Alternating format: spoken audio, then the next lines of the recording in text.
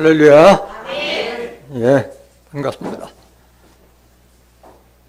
에레미야 31장 1절에 기록되어 있기를 그때 여호와께서 이스라엘 족속에게 가족의 하나님이 되시고 그들은 내 백성이 되리라고 기록되어 있습니다. 여기에 기록된 이스라엘 족속이라고 하는 것은 저 중동 땅 이스라엘을 상징하는 것이 아니라 호세아서 12장 10절에 보면은 선지자를 빙자하여 비유를 베풀었다고 말씀하셨어요. 호세아서 10장 1절에 보면은 이스라엘은 무성한 포도나무라고 기록되어 있습니다. 포도나무는 요한복음 15장 1절에 나는 포도나무요 내 아버지는 농부라. 이스라엘 족속이라고 하는 것은 중동 땅 이스라엘을 상징하는 것이 아니라 예수 믿는 자를 가리켜서 이스라엘 족속이라고 하는 줄 믿습니다. 예수 믿는 족속들에게 나는 가족이 하나님이 되시고 그들이 바로 내 백성이 되리라고 말씀하신 거예요. 오늘 증거되는 말씀을 통해서 하나님께서는 어떤 가정을 원하시는지 참된 믿는 자의 가족과 믿는 자의 가족 구성원들은 어떠한 도리와 어떠한 일들을 행해야 되는지 또 그에 대한 축복이 무엇인지 깨닫는 복된 시간이 되시길 원합니다. 이 시간 허락하신 하나님 말씀은 골로새서 3장 18절부터 21절까지입니다. 봉독해 드리겠습니다. 아내들아 남편에게 복종하라. 이는 주 안에서 마땅하니라. 남편들아 아내를 사랑하며 괴롭게 하지 말라. 자녀들아 모든 일에 부모에게 순종하라. 이는 주 안에서 기쁘게 하는 것이니라. 아비들아 너희 자녀를 경록해 말지니 낙심할까 함이라. 골로새서 3장 18절부터 21절까지 봉독해 드렸습니다. 봉독해 드린 말씀을 통해서 믿음의 가족이란 제목으로 말씀을 증가하도록 하겠습니다. 믿음의 가족. 5월은 무슨 달? 가정의 달이죠. 5월은 가정의 달. 5월 5일은 어린이날. 5월 8일은 어버이날. 5월 21일은 부부의 날. 또 잊어버렸네. 작년에 증거했는데. 부부의 날. 5월 17일은 성년의 날.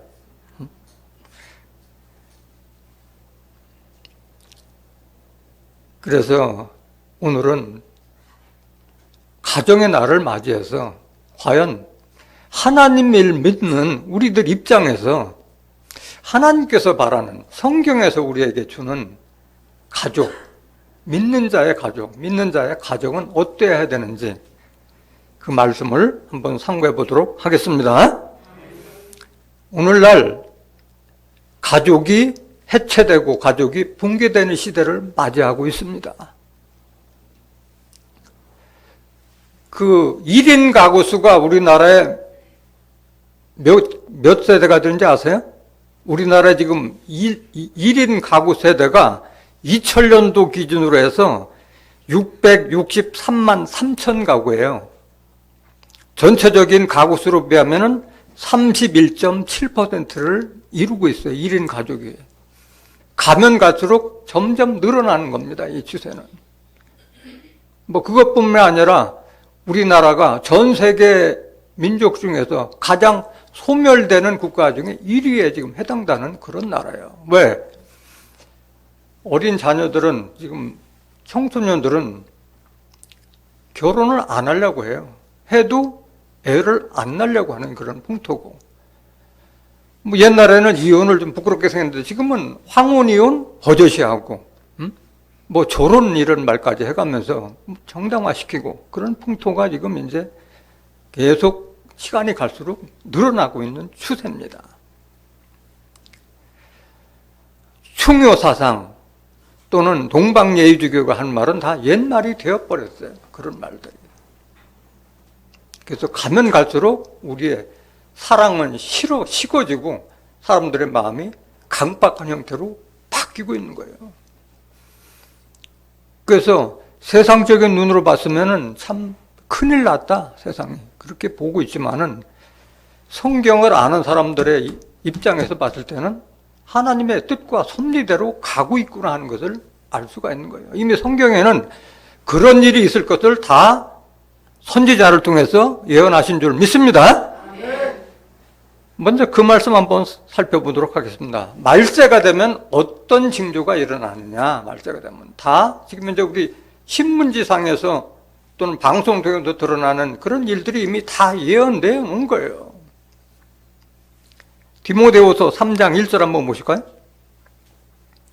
네가 이것을 알라. 말세에 고통하는 때가 이르리니. 언제? 말세. 세상 끝에는 고통하는 때가 이르리니 어떤 일이 일어나느냐? 사람들은 자기를 사랑하며 돈을 사랑하며 자긍하며 교만하며 회방하며 부모를 거역하는 시대가 오고 있다는 것을 알고 있는 거예요.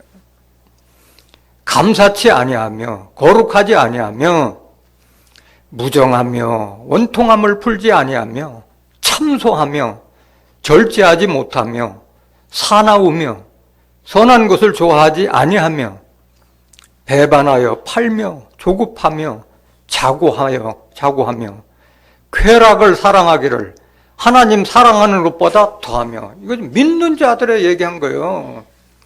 믿지 않는 자들에게는 뭐 하나님 사랑하는 것을 기록할 필요가 없는 거잖아요. 경건의 모양은 있으나 경건의 능력은 부인하는 자니 이 같은 자들에게서 네가 돌아서라. 사도 바울이 증거했던 말씀이잖아요.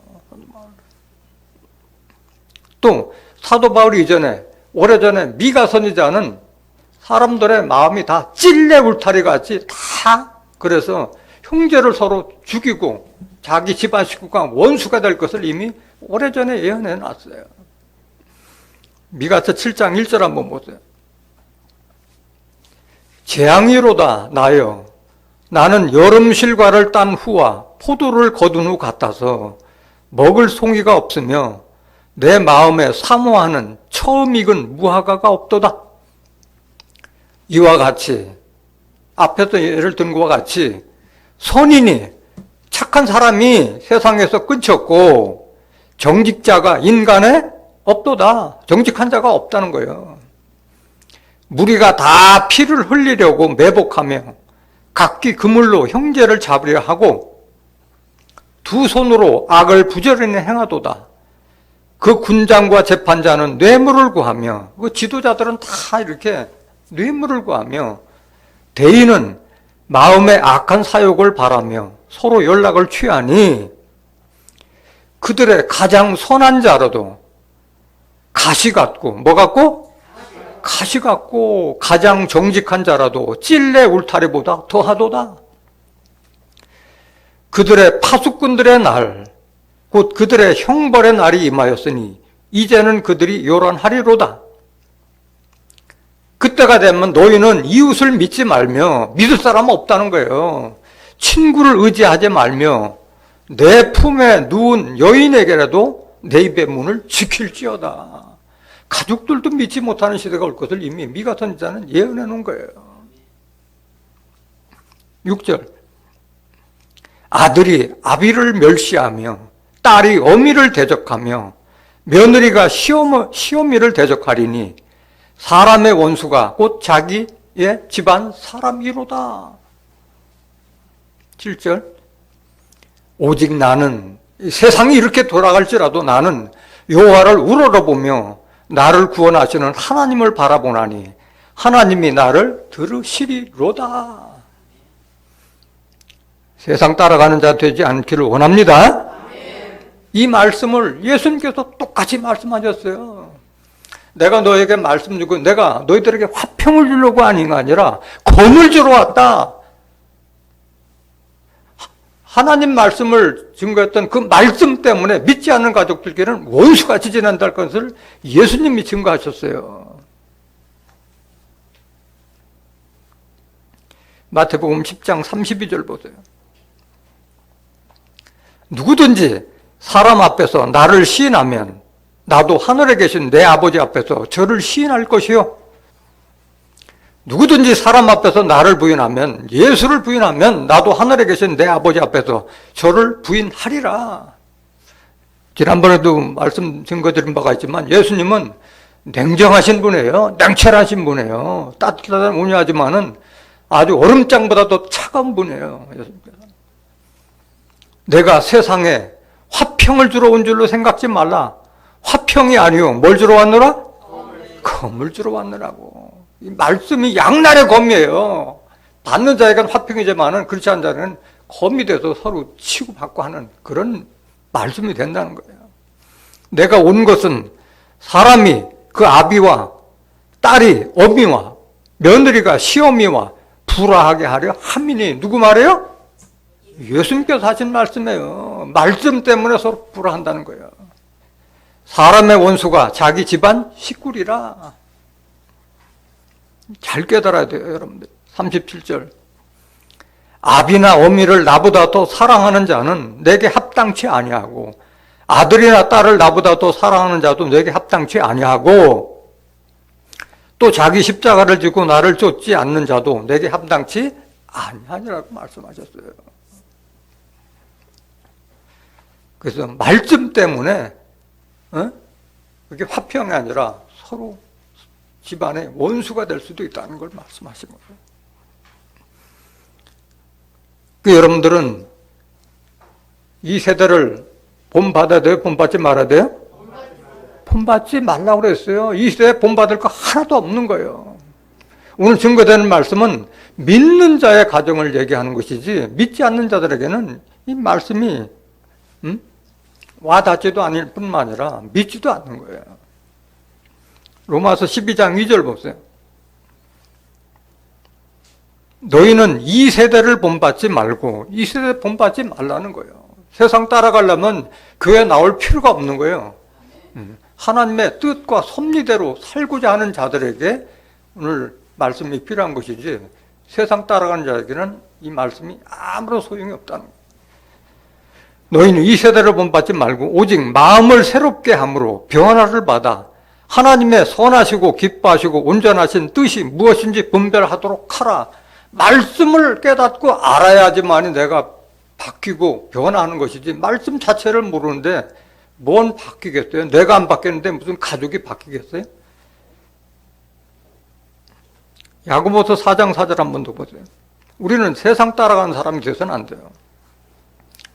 간음하는 여자들이요 세상과 벗된 것이 하나님의 원수임을 알지 못하느뇨. 세상 따라가는 자를 간음, 행음으로 지금 비유하고 있는 거예요. 영적인 간음이라는 거예요. 세상 따라가면.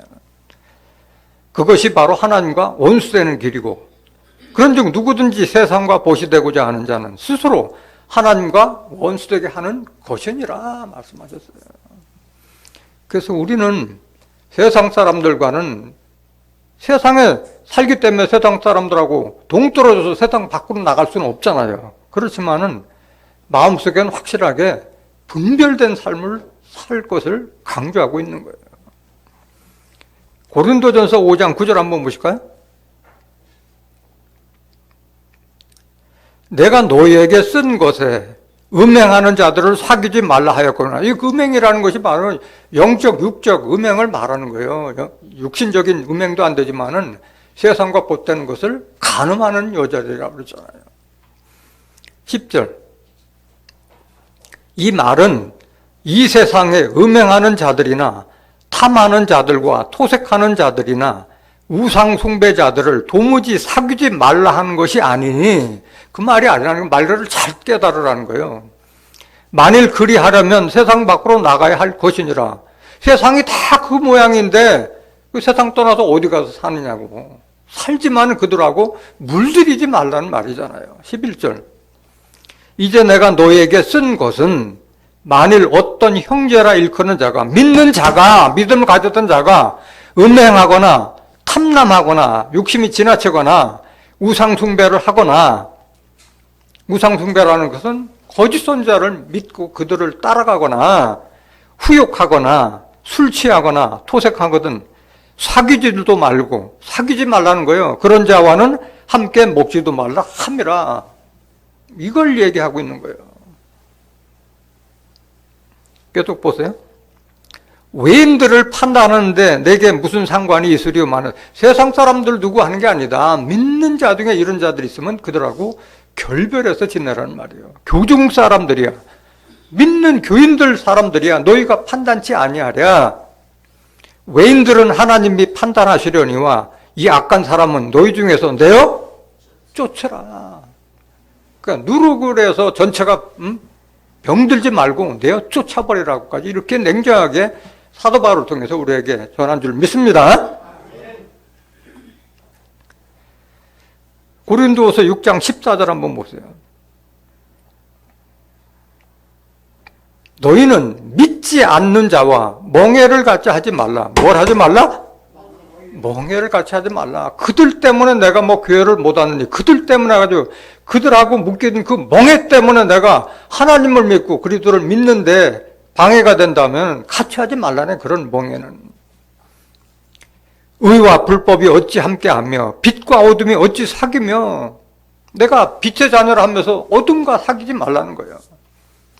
그리스도와 벨리알 우상을 말하는 거잖아요. 어찌 조화되며 믿는 자와 믿지 않는 자가 어찌 상관하며.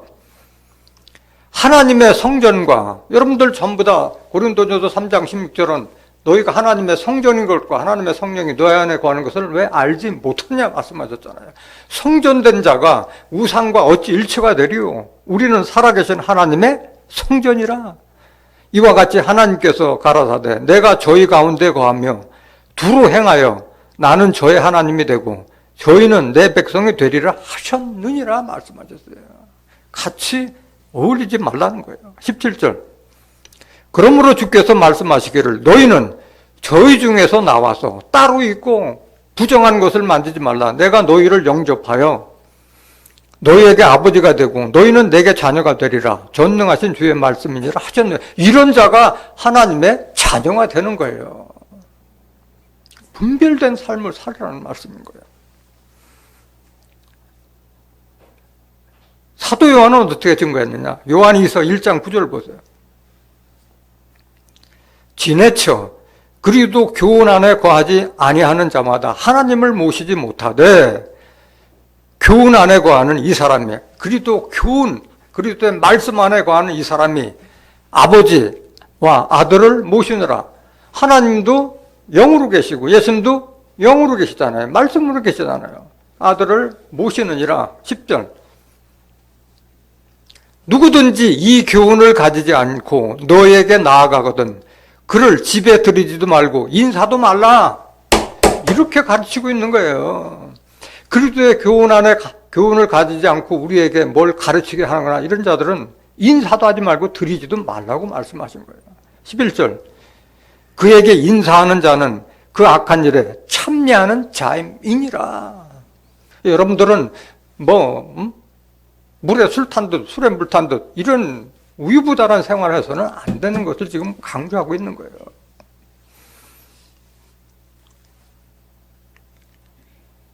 하나님은 앞에서 서두에서도 말씀드렸지만은 믿는 자에게 가족의 하나님이 되시고자 하시는 분이에요.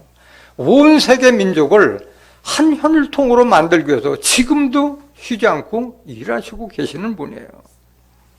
사도행전 17장 24절 보세요.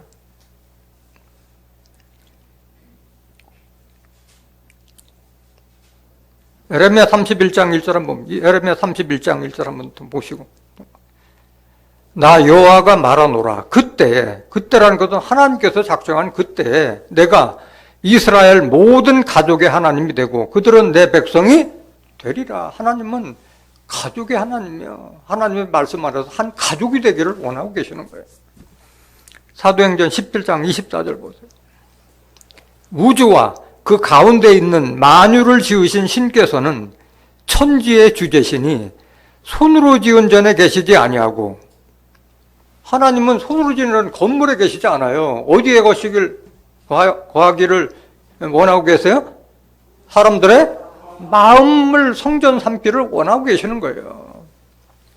또 무엇이 부족한 것처럼 사람의 손으로 섬김을 받으시는 것이 아니니 이는 만민에게 생명과 호흡과 만물을 친히 주시는 자유심이라, 이런 분이에요. 그래서 우리가 뭐 헌금 낸다, 뭐 하나님을 위해서 한다, 다 그것이 부족해서 받으시는 것이 아니라는 게, 마음과 중심을 보시는 거예요. 중심을. 26절. 인류의 모든 족속을 한 혈통으로 만드사. 하나님이 무슨 육신이 계신 분이 아닌데 혈통으로 만든다는 건 뭐야? 한 말씀 안에서 통일되는 것을 지금 바라고 계시는 거예요. 말씀에서.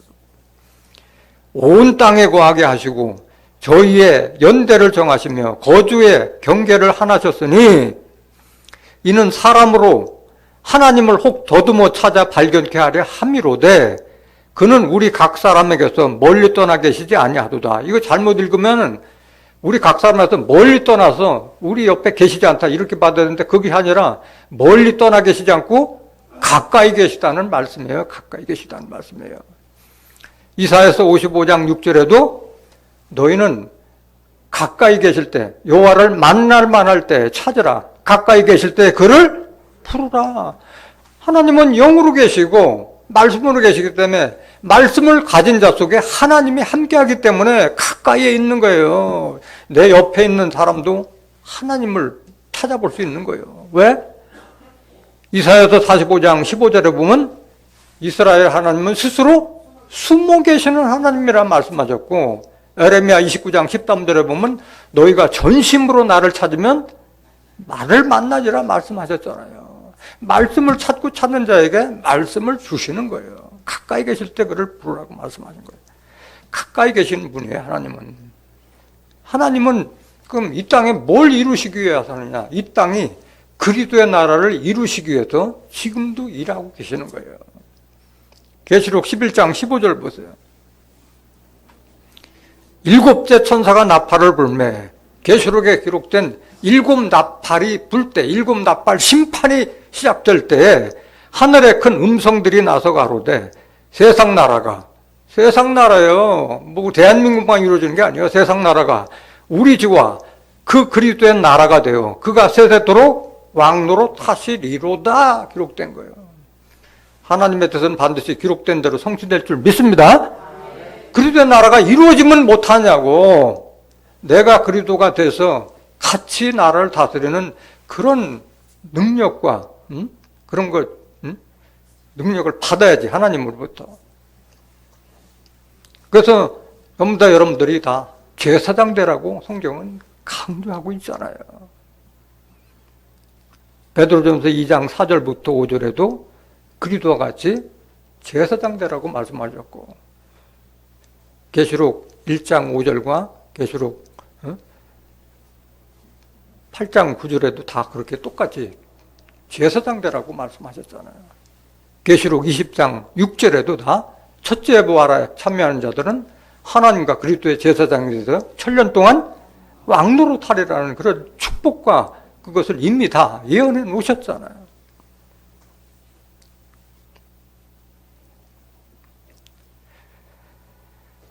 오늘 그 본문 말씀에 보면은 가족의 하나님이라고 말씀하셨고, 또 우리나라 말에도 보면은 믿는 가정이나 믿지 않는 가정이나 가와만서성이라는 말이 있고 수신제가라는 말이 있어요. 먼저 자기를 깨끗하게 하고 집안을 잘 다스려야지.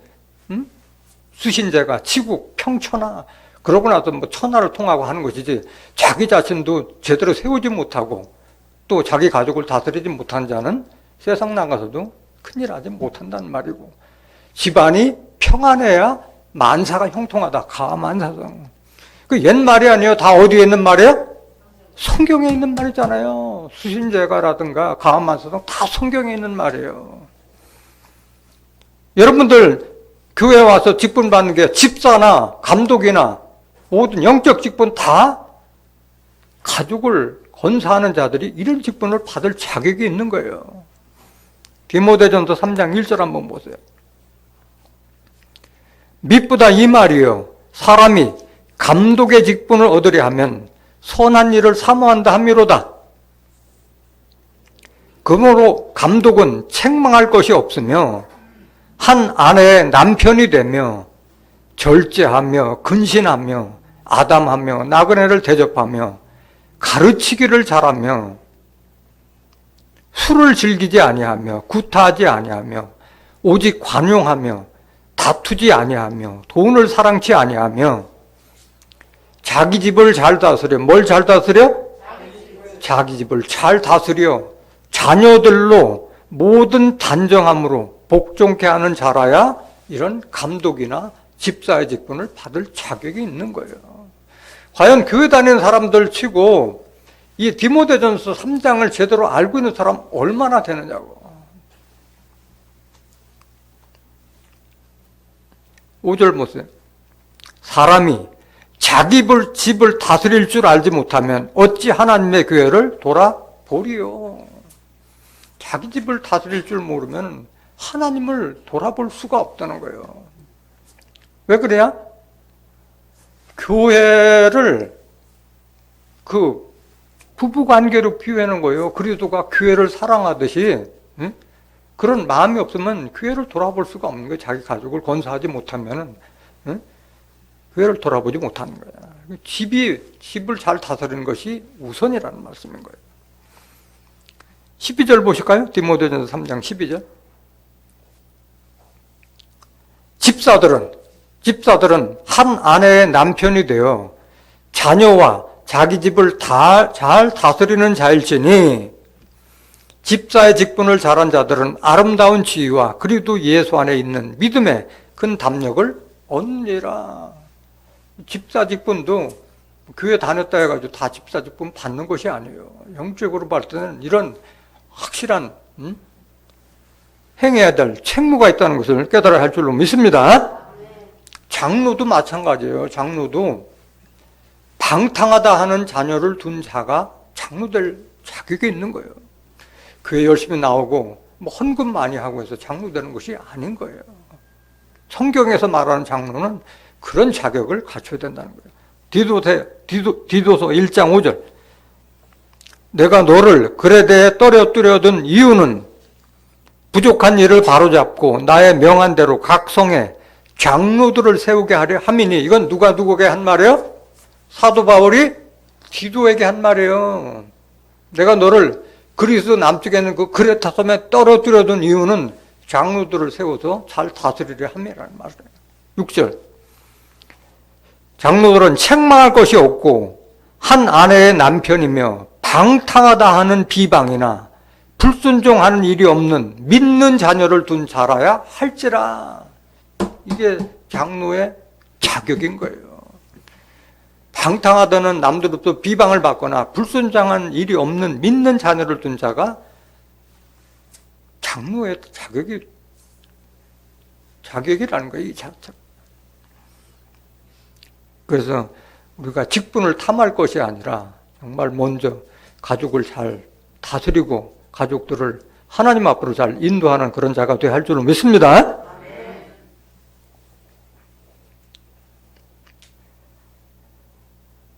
요한일서 4장 20절 한 번 더 보실까요? 요한일서 4장 20절.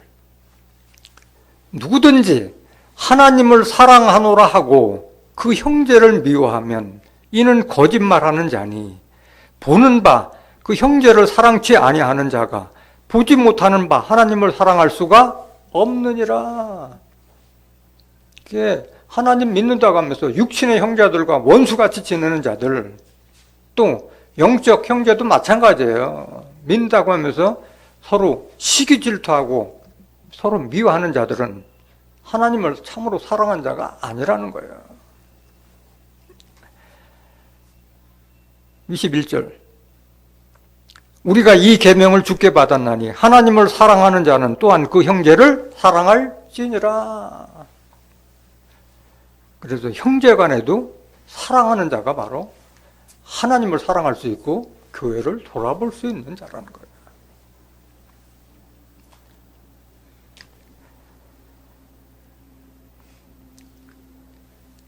가화만사정이라고 그러잖아요. 집안이 화목해. 그래서 그 믿는 자의 가족은 집안에 사랑과 화목이 우선이라는 거예요. 사랑과 화목이 우선이라는 거예요.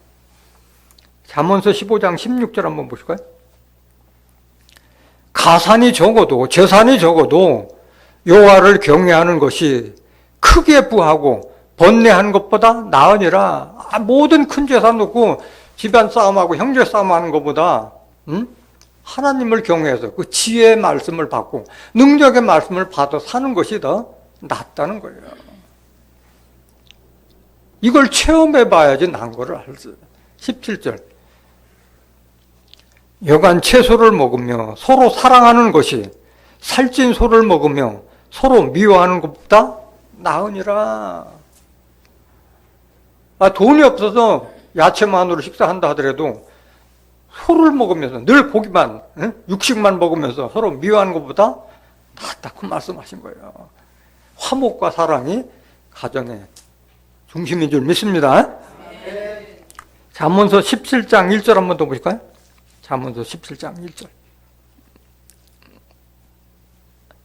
마른 떡 한 조각만 있고도 화목하는 것이 육선이 집에 가득하고 다투는 것보다 나으니라. 이거 경험해 본 사람들은 알잖아요. 부부싸움하고 나거나 아니면 자식들하고 다투고 나면 밥맛이 떨어져 버리잖아. 먹고 싶은 생각도 안 나잖아요. 잠언서 19장 13절 한번 더 보실까요? 잠언서 19장 13절. 미련한 아들은 그 아비의 재앙이요 다투는 아내는 이어 떨어지는 물방울이니라. 부부싸움을 계속하는 아내는 계속 내 머리를 때리는 물방울과 같다는 거예요. 떠나질 않잖아요, 머릿속에서. 교회라고 와도 부부싸움을 왔으면 머리에 말씀이 들어오질 않잖아요. 계속 내들어서 계속 그 생각이 자꾸 생각을 때리고 있잖아. 14절. 집과 재물은 조상에게서 상속하거니와 슬기로운 아내는 여호와께로서 말미암느니라. 착한 아내, 슬기로운 아내는 하나님께서 주시는 거예요. 하나님께서 주신다고 말씀하신 거예요. 오늘 본문 말씀 보시겠습니다. 골로새서 3장 18절. 가족의 구성원이 여럿 있지만은 남편과 아내, 자식과 부모, 뭐 형제자매가 있지만은 가족의 중심은 누구예요? 가족의 중심은 누구예요? 무슨 나고 내가 중심이 돼야 되고 내가 믿는 자가 돼야지 하나님 말씀 믿는 자가 돼야 되는 거고 가족의 중심은 우리로는 부모가 있고 밑으로는 자식이 있지만은 부부가 중심이 돼야 되는 거예요. 부부들에 대한 도리, 아내의 도리, 남편의 도리, 하나님께서 바라는 성경에서 우리가 주는 메시지가 뭐냐는 것을 깨달아야 할 줄로 믿습니다. 아내들아, 남편에게 뭐하라? 복종하라. 이걸 뭐 거북하게 느끼는 사람도 있을 수 있어요. 세상이 바뀌고 있기 때문에. 남존 여비 사상 다 무너지고 여자가 뭐 여성 상위 시대로 바뀌고 세상은 그렇게 바뀌니까 이 말씀 자체가 불편할 수 있는 사람도 있어요. 아내들아 남편에게 복종하라. 때가 어느 때인데 뭐 그런 얘기 하는 수도 있겠지만은 지금 이거는 누구 뜻이요? 하나님 뜻을 말하고 있는 거예요. 하나님께서 창조주 하나님이 사람을 창조할 때 바라시는 것은 이걸 원하시는 거예요. 아내들아 남편에게 복종하라. 이는 주 안에서 마땅하니라. 하나님 말씀 안에서 마땅한 도리라는 거예요. 마땅한 도리. 왜? 가족에도 뭐가 있어야 돼? 질서가 있어야 되기 때문에 그런 거예요. 질서가 있기 때문에. 19절. 남편들아 아내를 사랑하며 괴롭게 하지 말라. 믿는 자가 이걸 알지 믿지 못하는 자들은 알 수가 없잖아요. 아내를 사랑하며 괴롭게 하지 말라. 믿으면서도 이게 실천이 잘 안 되잖아요. 아내를 사랑한다는 저도 지나고 보니까 사랑을 하는 방법을 몰라. 남자들은 아내 사랑할 줄을 몰라요. 그 뭐 열정적인 그 사랑만, 일시적인 그 사랑만 많이 생각하지 정말 아내를 사랑하는 것이 뭔지를 잘 몰라. 사랑은 고린도전서 13장 4절부터 7절까지 잘 기록되어 있잖아요. 그 중에서 진짜 남자들이 명심해야 될 것은 사랑은 온유하며 따뜻하고 부드러운 것이 하고 성내지 않으며 이 두 가지만 지켜도 아내를 사랑하는 거예요. 포괄적인 사랑인 거예요. 모든 것을 참고 견디고 바라는 그런 것이 다 사랑인데 다 사랑의 남자들은 많이 서툴러요.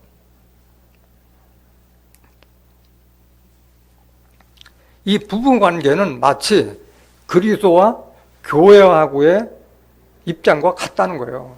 그리스도가 교회를 사랑하듯이 남편과 아내는 그런 관계라는 거예요. 그리스도와 교회와의 관계와 같다고 해서 사도 바울이 그걸 증거하고 있는 거예요. 에베소서 5장 22절 한번 보실까요? 에베소서 5장 22절. 아내들이여 자기 남편에게 복종하기를 누구에게 하듯 하라?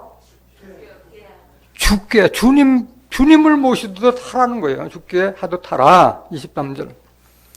이는 남편이 아내의 머리됨이 그리스도께서 교회의 머리됨과 같음이니 그가 친히 몸의 구주시니라. 우리가 남편과 아내의 그런 관계는 그리스도와 교회와의 관계와 같다는 거예요. 그리스도를 남편으로 비하고 교회는 아내를 비하고 있잖아요. 계속 보실까요? 그러나 교회가 그리스도에게 하듯 아내들도 범사에 그 남편에게 복종할지니라. 남편들아, 아내만 그거가 아니라 남편들아 아내 사랑하기를 그리스도께서 교회를 사랑하시고 위하여 자신을 주심같이 하라. 이는 곧 물로 씻어 말씀으로 깨끗하게 하사 거룩하게 하시고 자기 앞에 영광스러운 교회로 세우사 티나 주름 잡힌 것이나 이런 것들이 없이 거룩하고 흠이 없게 하려 하심이라. 이렇기 때문에 서로가 사랑하고 순종하라는 그런 말씀인 줄 믿습니다. 28절. 이와 같이 남편들도 자기 아내 사랑하기를 제 몸같이 할지니 자기 아내를 사랑하는 자는 누구를 사랑하는 것이라? 자기 아내를 사랑하는 것이 자기를 사랑하는 것이에요. 젊었을 땐 잘 몰라요. 자식들 다 키워서 내보내고 나면 그때서 눈에 보이는 거예요. 눈에 보일 거예요. 31절. 이러므로 사람이 부모를 떠나 그 아내와 합하여 그 둘이 한 육체가 될지니 이 비밀이 크도다. 내가 그리스도와 교회에 대하여 말하노라. 자식도 크면은 다 집에서 떠나서 아내를 만나서 한 가정을 이루어야지. 그래야 철도 듣고 그래야 어른이 되는 거야. 결혼하지 않으면 다 애라니까. 자식을 키워봐야지 그걸 안다고. 부모 심정도 알고 하는데 이 비밀이 크도다고 말씀하셨어요. 아담과 이브를 여러분들이 한번 생각해 보시면 잘 아실 거예요. 33절. 그러나 너희도 각각 자기의 아내 사랑하기를 자기같이 하고 아내도 그 남편을 경외하라. 하나님의 뜻인 줄 믿습니다. 그랬을 때 다 서로가 복을 받는 거예요. 아내나 남편이나.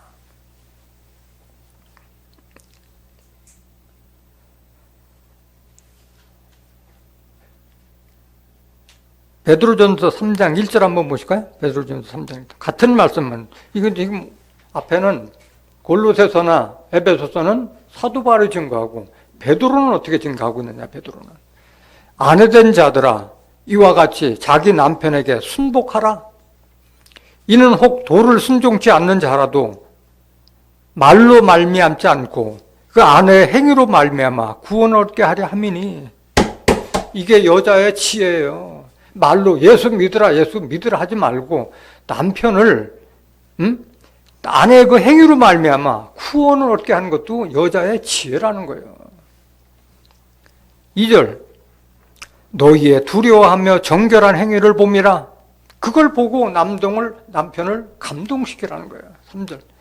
너의 단장은 머리를 꾸미고 금을 차고 아름다운 옷을 입는 외모로 하지 말고 오직 마음에 숨은 사람을, 속사람을 온유하고 안정한 심령에 썩지 않을 것으로 하되.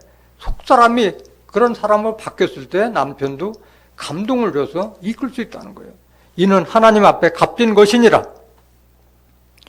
전에 하나님께 소망을 두었던 거룩한 부녀들도 이와 같이 자기 남편에게 순복함으로 자기를 단장하였나니, 사라가 아브라함을 주라 칭하여, 사라는 자기 남편 아브라함을 주라, 선생이라 이렇게 받들었던 거예요.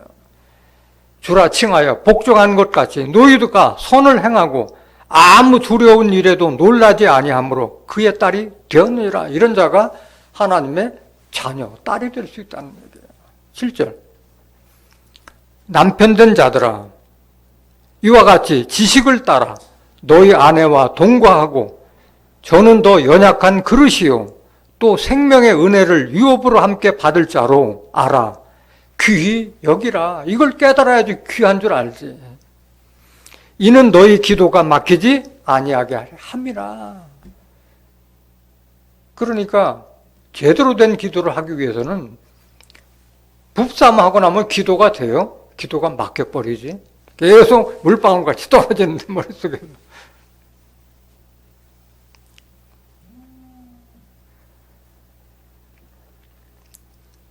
잠언서 31장 10절 한번 또 보실까요? 잠언서 31장 10절. 누가 현숙한 여인을 찾아왔겠냐? 현숙한 여인이라는 것은 어떤 자예요? 지혜롭고 어진 여자를 얻겠느냐? 그 값은 뭐보다 더하니라? 진주보다 더 귀한 것이, 이런 어진 아내를 가진 사람을 이렇게 비유하고 있는 거예요. 11절. 이런 자의 남편의 마음은 그를 믿나니, 여자 때문에 믿는 거예요. 여자를 믿으니까 여자가 하는 대로 하나님도 믿을 수 있는 거예요.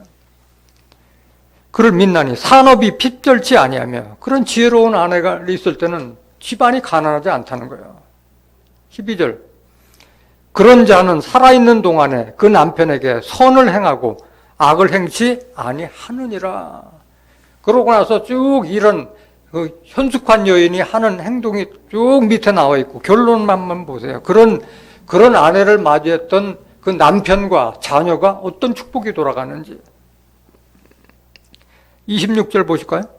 잠언 30절. 입을 열어 지혜를 베풀며, 지혜를 알아야지 지혜를 베풀 거 아니에요. 하나님을 경외하는 것이 지혜의 근본이고 지식의 근본이라고 그랬잖아요. 그 혀로 인애의 법을 말하며, 어질고 사랑스러운 하나님의 법을 말하며 그 집안일을 보살피고 게을리 얻은 양식을 먹지 아니하나니, 그 자식들은 일어나 살해하며 그 남편은 칭찬하기를 덕행 있는 여자가 많으나 그대는 여러 여자보다 뛰어난다 하느니라. 고운 것도 거짓되고 아름다운 것도 헛되나 오직 여호와를 경외하는 여자는 뭘 받을 것이라? 칭찬을 받을 것이라. 진정으로 칭찬받는 그런 아내가 되시길 원합니다. 같은 말씀이 로마서 14장 18절에도 그리스도를 섬기는 자는 하나님께서 기뻐하심을 받고 사람들에게도 칭찬을 받는다고 기록되어 있어요.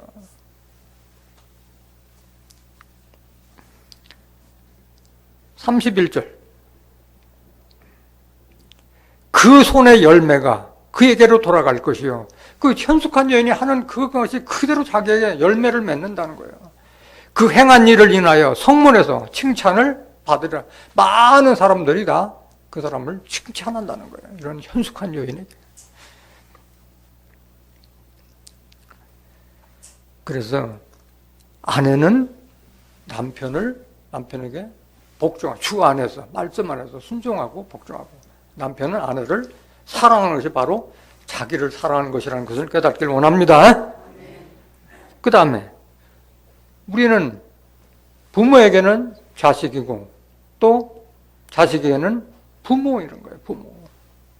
그러면 자식의 도리는 어떤 걸 말하고 있느냐? 자식된 도리는 골로새서 3장 20절 보세요. 자녀들아 모든 일에 부모에게 순종하라. 이는 주 안에서 기쁘게 하는 것이니라. 자녀들 역시 부모에게 순종하는 것이, 그것이 자기뿐만 아니라 부모도 기뻐하고 하나님도 기쁘게 하는 일이라는 것을 깨닫기를 원합니다. 같은 말씀 에베소서 6장 1절 보세요. 자녀들아 너희 부모를 주 안에서 순종하라. 어디 안에서 순종하라? 주 안에서 순종하라. 주 안에서를 잊어버리면 안 돼요. 말씀 안에서 순종하라는 말씀이에요. 이것이 옳으니라. 2절 내 아버지와 어머니를 공경하라. 이것이 약속 있는 첫 계명이네. 이게 어디에 들어있어요? 10계명에 들어있는 거잖아요. 모세율법에도 준 말씀에도 아버지와 어머니를 공경하라는 말씀이 들어있잖아요. 3절 이는 내가 잘되고 땅에서 장수하리라. 그러니까 내가 잘되는 길이, 잘되는 것이 영어 수학 잘되는 것이 아니라 부모 제대로 공경하는 것이 땅에서 잘되고 장수의 길이라는 거예요. 장수의 길이라는 거예요. 오늘날 잘 가르친 자식들 뭐가 문제가 돼요? 인성이 문제가 돼서 부모를 돌아보지 않고 부모를 거역하고 배반하고 그런 자식으로 바뀌잖아요. 중요한 것은 사람의 먼저 세상에서 뭔 큰일 하기 전에 먼저 사람이 되라고 말씀하는데 사람이 안 된 자가 나가보니까 그런 일이 많이 벌어지잖아요. 요즘 여러분들이 매스컴을 통해서 보는 정치판 돌아가는 사람들 보세요. 지도자라고 하는 자들이 어떤 지금 현재 행태를 하고 있는지 눈으로 보잖아요. 매일매일 그 보잖아요. 중요한 것은 인성을 넘어서 신의 성품을 갖추기를 하나님께서는 바라고 계시는데 그런 모습을 찾아볼 수가 없잖아요. 이건 약속이 있는 첫 계명이었어요. 이거 10계명에 나오는 얘기예요. 신명기 5장 16절 보세요. 너는 너의 하나님 여호와의 명한 대로 내 부모를 공경하라. 그리하면 너의 하나님 여호와가 내게 준 땅에서 내가 생명이 길고 복을 누리리라. 이게 복이요. 이게 복이요. 하나님께서 네 생명을 길게 해주고 복을 누리게 해주시겠다는 약속이잖아요.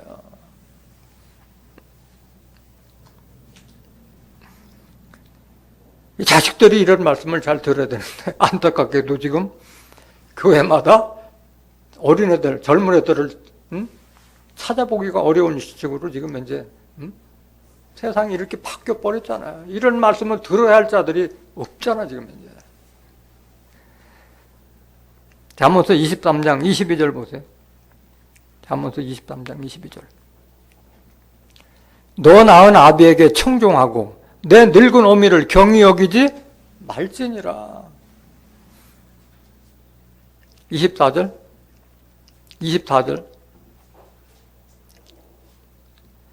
의인의 아비는 크게 즐거울 것이요 지혜로운 자식을 낳은 자는 그를 인하여 즐거울 것이니라. 우리가 의롭게 되는 것이 말씀을 통해서 의롭게 될 수가 있는 것이잖아요. 지혜도 마찬가지. 하나님을 경외하는 것이 지혜의 근본이라고 그랬는데 하나님을 아는 그런 자식을 뒀을 때 부모도 그걸 즐거울 길이라고 하는 거예요. 이런 말씀을 알았을 때 부모를 즐겁게 할 수가 있는 것이지. 25절 보세요. 내 부모를 즐겁게 하며 너 낳은 어미를 기쁘게 하라. 그게 장수의 길이고 복을 받는 길인 줄 믿습니다.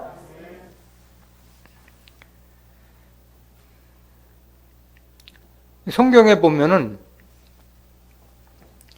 그 두 아들을 비교하는 구절이 두 군데 나와 있어요.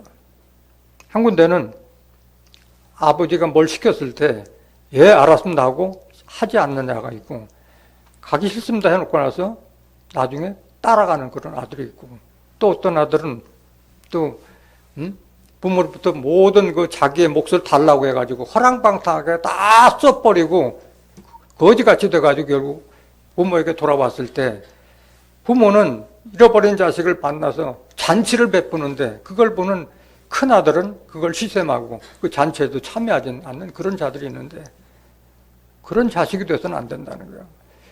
부모에게 가장 마음을 아프게 하는 것이 형제 다툼이에요. 형제 다툼. 마태복음 21장 28절 한번 보실까요? 마태복음 21장 28절. 그러나 너희 생각에는 어떠하뇨? 한 사람이 두 아들이 있는데 맏아들에게 가서 이르되 예 오늘 포도원에 가서 일하라 하니 대답하여 가로되 아버지여 가겠소이다 하더니 가지 아니하고 둘째 아들에게 가서 또 이같이 말하니 대답하여 가로되 실소이다 하더니 그 후에 뉘우치고 갔으니 그 둘 중에 누가 아비의 뜻대로 하였느뇨? 가로되 둘째 아들이니이다. 예수께서 저에게 이르시되 내가 진실로 너에게 이르노니 세리들과 창기들이 너희보다 먼저 하나님의 나라에 들어가리라. 그러니까 율법사 바리새인에게 이렇게 두 아들을 빙자해서 세리와 창기들이 너희보다 낫다는 것을 지금 비유를 들어서 말씀하신 거예요. 그래서 중요한 것은 순종하는 자식이 되어야 할 줄로 믿습니다. 누가복음 15장 25절 한번 더 보실까요? 누가복음 15장 25절. 앞에서 제가 설명을 드렸어요. 둘째 아들은 아버지의 몫을, 자기의 몫을 다 달라고 해서 나가서 다 허랑방탕하게 다 써버리고 쥐엄 열매를 주워 먹다가 결국은 뉘우치고 깨달아서 아버지의 품으로 왔을 때 아버지가 잔치를 배설하고 있는 그 장면을 말하고 있는 거예요. 맏아들은 밭에 있다가 돌아와 집에 가까웠을 때에 풍류와 춤추는 소리를 듣고 한 종을 불러 이 무슨 일인가 물은데 대답하되 당신의 동생이 돌아왔음에 당신의 아버지가 그의 건강한 몸을 다시 맞아들이게 됨을 인하여 살찐 송아지를 잡았나이다 하니 저가 노하여 들어가기를 즐겨 아니하거늘 동생이 집을 떠나가지고 거지 같은 신세가 돼서 돌아왔는데 그 베푼 잔치를 베풀었다는 것에 대해서 노해버렸어요. 맏아들은 노해서 그 잔치에 들어가기를 즐겨하지 않아거늘 아버지가 나와서 권한데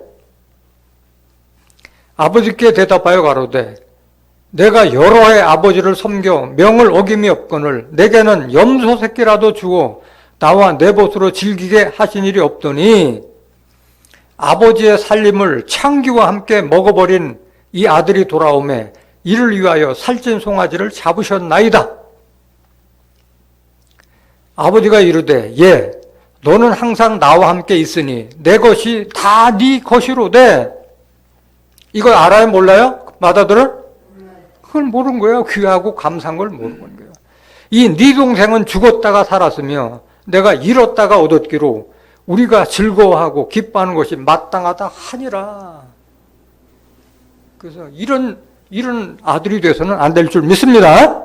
자식의 도리는 형제 간에 서로 우애 있게 지내는 것이 부모를 기쁘게 하는 거고 즐겁게 하는 일인 거예요.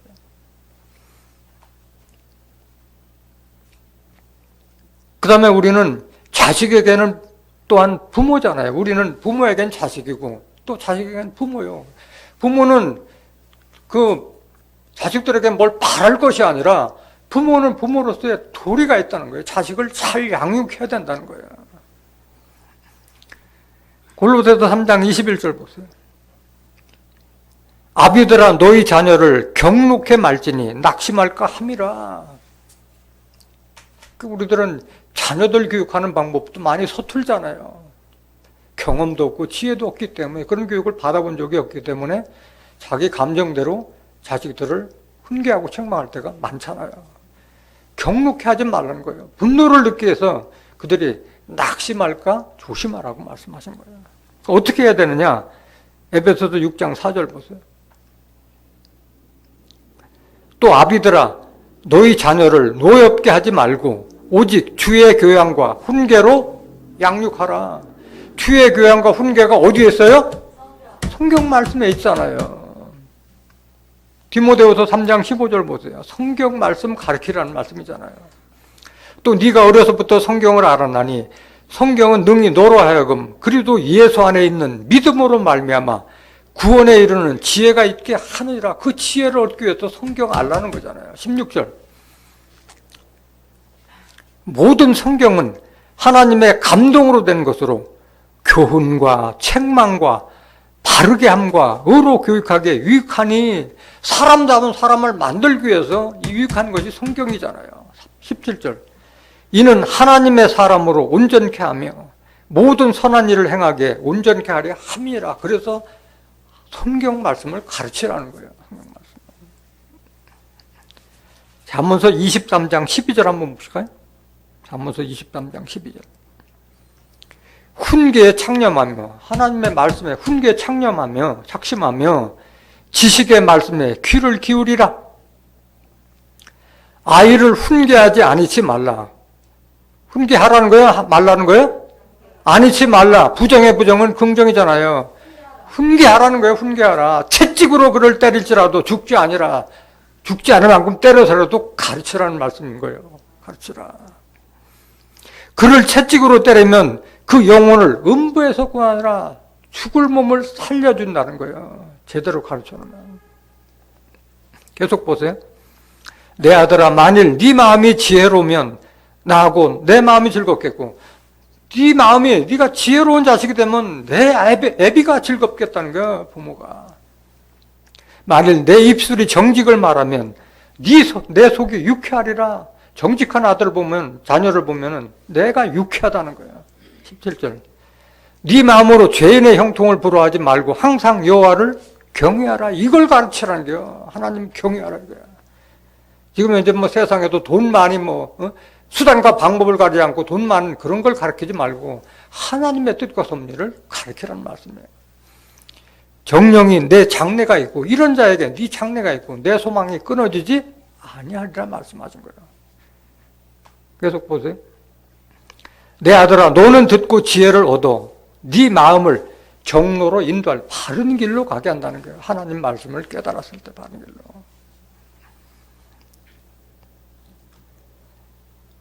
잠언서 28장 7절 한번 보실까요? 잠언서 28장 7절.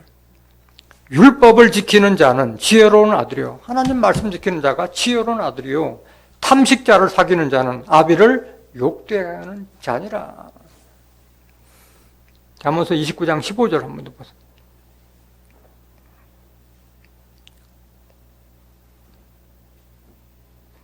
채찍과 꾸지람이 지혜를 주거늘 임의로 하게 내버려두면 그 자식은 어미를 욕되게 하느니라. 그렇기 때문에 때려서라도 가르치라는 말씀이에요. 때린다는 것이 꼭 채찍을 들어 때리라는 것이 아니라 말씀 자체가 다 훈계와 채찍과 같은 그런 말씀이잖아요. 잠언서는 바늘로 콕콕 찌르는 그런 말씀이잖아요. 찌를 짬에 찌를 짬. 바늘로 찌른다는 말씀이에요. 말씀 한마디가 내 양심을 찌르잖아요. 이거는 진정한 부모만 사랑하기 때문에 그렇게 가르치라는 게 사랑하기 때문에. 사랑하지 않는 사생자는 그렇게 할 수가 없어요. 남의 자식은 그렇게 못하는 거예요. 잠언서 3장 11절 보세요. 내 아들아, 여호와의 징계를 경히 여기지 말라. 그 꾸지람을 싫어하지 말라. 대저 여호와께서 그 사랑하시는 자를 징계하시기를 마치 아비가 그 기뻐하는 아들을 징계함 같이 하시느니라. 참 아들이기 때문에 싫은 소리도 하고 훈계도 하고 책망도 하는 겁니다. 같은 말씀이 히브리서 12장 6절에서 8절에도 기록되어 있습니다. 그건 집에서 한번 여러분들 보시길 바랍니다. 그 다음 형제 자매가 있어요. 부부가 있고 또 부모에게 자식이 있고 또는 자식에게 부모가 있고 형제들은 어떤 도를 가르치고 있느냐. 마태복음 5장 23절 보세요. 그러므로 예물을 제단에 드리다가 거기서 내 형제에게 원망 들을 만한 일이 있는 줄 생각나거든 예물을 제단 앞에 두고 먼저 가서 형제와 화목하고 그 후에 와서 예물을 드리라. 육신의 형제든 영적 형제든 다퉜으면 먼저 화해하고 나서 예배 참석하라는 그런 말씀인 거예요. 왜 이렇게 해야 되느냐? 이렇게 하지 않으면 한 번 틀어진 형제는 쇠빗장을 다둔 것 같이 굳게 다쳐서 다음엔 열리기가 어렵기 때문에 그런 거예요. 때를 놓치면은 이건 풀릴 수가 없는 거예요. 형제 간에 한번 갈라지면은 풀리질 않는다니까. 원수보다 더한 원수가 되는 게 집안 형제들인 거예요. 잠언서 18장 19절 보세요. 노엽게 한 형제와 화목하기가 견고한 성을 취하기보다 어려운즉 성을 빼앗는 것보다 더 어려운 거예요. 형제 한번 다투면.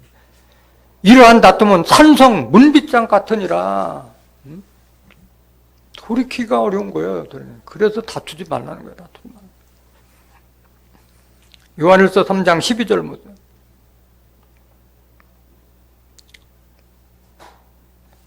가인같이 하지 말라. 저는 악한 자에게 속하여 그 아우를 죽였으니 어쩐 연고로 죽였느냐. 자기의 행위는 악하고 그 아우의 행위는 의로움이니라. 악한 자가 되면 형제를 살인한다니까, 죽인다니까. 형제를 미워하는 것을 살인행위로 비유하고 있는 거예요. 14절 보세요. 요한일서 3장 14절.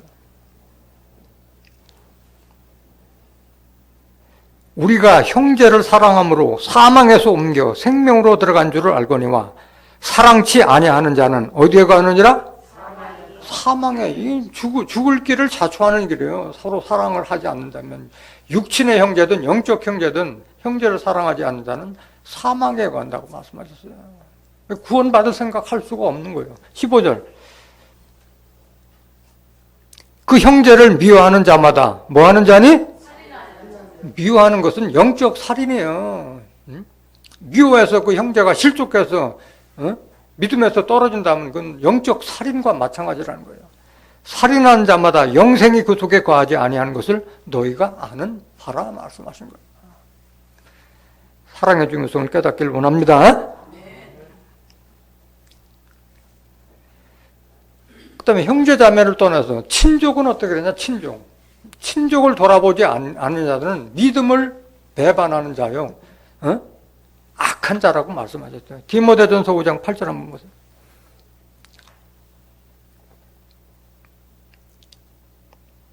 누구든지 자기 친족, 특히 자기 가족을 돌아보지 아니하면 믿음을 배반한 자요, 불신자보다 더 악한 자라고 성경은 경고하고 있는 거예요.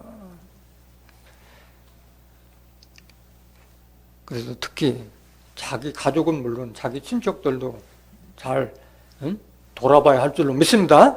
영적, 육적으로 돌이켜보고, 그래서 우리는 그 이웃 친지들에게 이 복음을, 하나님의 뜻과 섭리를 전파해야 할 줄로 믿습니다.